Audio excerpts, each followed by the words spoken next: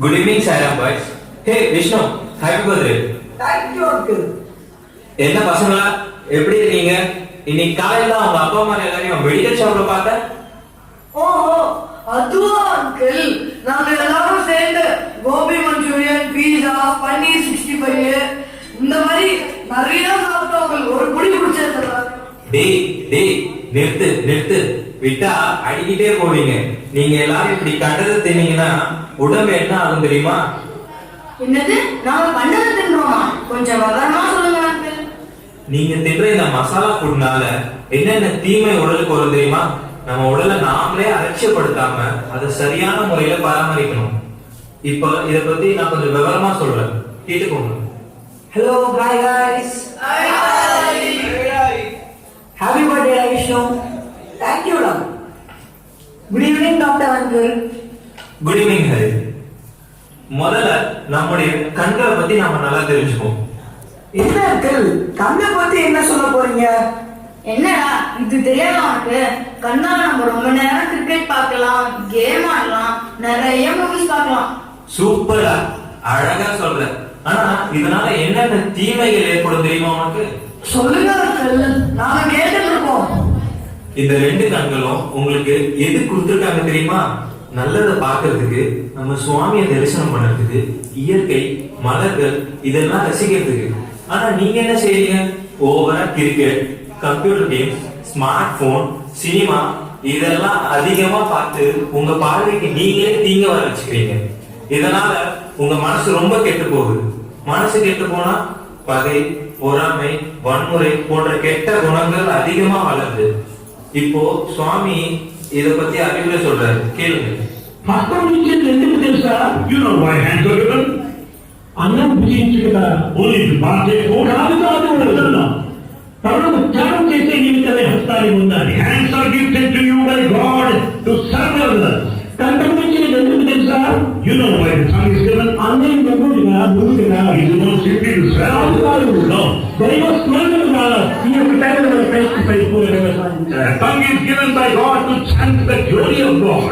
కనుకనే మనకి ఇచ్చినటువంటి సన్నిధిని సమస్తమైన మార్గంలో సద్వినియోగపరచుకోవాలి. All the senses, the different parts of the body must be properly used. ముందు అదే చేసేటువంటి ప్రక్రియ. That's what action undertaken by Buddha.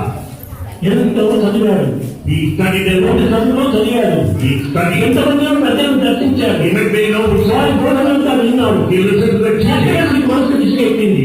And he was disgusted finally. భగవంతుడి చేసిన పంచేంద్రియులు పవిత్రంగా తీసుకోకుండా ఏమి జరుగుతుంటే ఏ ప్రయోజనం? Finally, he thought he said, without making use of proper use of five senses, what for it is learning and scholarship. కన్నులతో మంచి దృష్టి చూడాలి. So with all the eyes have good vision. చేతులతో మంచి పనులు చేయాలి. With all his hands do చెవులతో మంచి విషయాన్ని వినాలి. listen to good things. నోటితో మంచి పనులు పలకాలి. And talk well, speak and పాటు softly. లేకపోతే ఈ యొక్క ఇంద్రియం నుండి ప్రయోజనం ఏమిటి? If you don't do that, what for all the senses given Talk to no you? evil, talk what is good. Talk no evil, talk what is good. Hear no evil, hear what is good. Hear no evil, hear what's good. See no evil, see what is good. See no evil, see what is Think good. no evil, think what is good. Think no evil, think what is This is good. the way to God. This is the way to God. ஆஹா, சுவாமி எவ்வளவு அழகா சொன்னார்ல uncle. Uncle, கண்ணை பத்தி சொல்லிட்டீங்க, இது கழிச்சு காதை பத்தி தானே சொல்ல போறீங்க? கரெக்டா சொன்னடா. இப்ப காதை பத்தி தான் சொல்ல போறேன், நல்லா கவனமா கேளு. ஆனா அங்கிள், காதை பத்தி சொன்னா அப்படி என்னதான் அங்கிள் இருக்கு? நமக்கு காதுகள் எதுக்கு கொடுத்துருக்காங்க தெரியுமா? ஓ, நல்லா தெரியும் அங்கிள். நல்லா சவுண்ட் வச்சு குத்து பாடி கேட்கறதுக்கு. நீங்க எல்லாம் காதுகளை பத்தி தப்பா புரிஞ்சிருக்கீங்க. நம்ம காதுகள் இனிமையான இசையை கேட்பதற்கும், இறைவனோட பாடல்களை கேட்பதற்கும், நம்ம பெற்றோர் சொல்ல கேட்பதற்கும் தான் நமக்கு கொடுத்துருக்காங்க. அப்படின்னா நாங்க எந்த பாட்டுமே கேட்க கூடாது அங்கிள். நான் சொல்றதே உங்களுக்கு புரியல. இனிமையான இசையை இனிமையான முறையில கேட்கணும். வால்யூம் கம்மியா வச்சு அழகா கேட்கணும். அதை விட்டுட்டு காதுல ஹெட்போன் மாட்டிக்கிட்டு அதிக சத்தமா கேட்டுட்டு பைக்ல ஸ்டைலா போறது நல்லதே இல்லை. இதனால காதுகள் அதிகமா கலைப்படையுது, கவனக்குறைவு ஏற்படுது. இதனால விபத்துகளும் அதிகமாகுது. அங்கிள், இது கழிச்சு நீங்க வாயை பத்தி கூட சொல்லுவீங்களா? சொல்லுங்க அங்கிள், ரொம்ப இன்ட்ரெஸ்டிங்கா இருக்கு. இந்த வாய் நல்லது பேசுறதுக்கும் நல்ல உணவை ருசிப்பதற்கும் நமக்கு கொடுத்துருக்காங்க. அதனால இந்த வாயை அடுத்தவர் மனம் புண்படும்படியா தீய சொற்கள் பேசக்கூடாது. உடலுக்கு கெடுதல் விளைவிக்கிற உணவை சாப்பிடாம நல்ல உணவுகளே இந்த வாயா சாப்பிடணும். ஆனா அங்கிள், நம்ம வாயை வச்சு பீஸா, நூடுல்ஸ், பர்கர், சமோசா நல்லா சாப்பிட்டுக்கிட்டே ஃப்ரெண்ட்ஸோட அரட்டாக்கிட்டு இருக்கிறதுக்கு தானே இருக்குன்னு நினைச்சேன். நல்லா அனலைஸ் பண்ணிருக்கா, சூப்பர். நமக்கு 2 காது, 2 கண், 2 கை, 2 கால், ஆனா வாய் மட்டும் ஒண்ணு. அது நல்லதை பேசுறதுக்கும் உணவை ருசிப்பதற்கும். அதனால வாய் எதுக்கு என்றதை நீங்க நல்லா புரிஞ்சுக்கணும். அதனாலதான் சுவாமி அழகா சொல்றாரு, ஹெல்ப் எவர் ஹர்ட் நெவர்.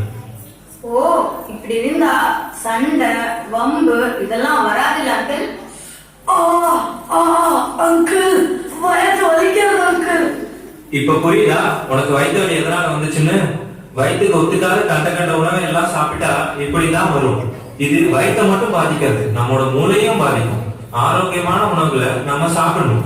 தினமும் உணவுல கீரை, காய்கறி, பழ வகைகள் இதெல்லாம் சேர்த்துக்கணும். காரத்தை குறைச்சிக்கணும். இப்படியாக நம்ம உடம்ப பராமரிச்சோம்னா அதுவே இறைவன் மாளிகை கோயிலாகும். இதுவே தேகமே ஆலயம் என்பதின் பொருளாகும்.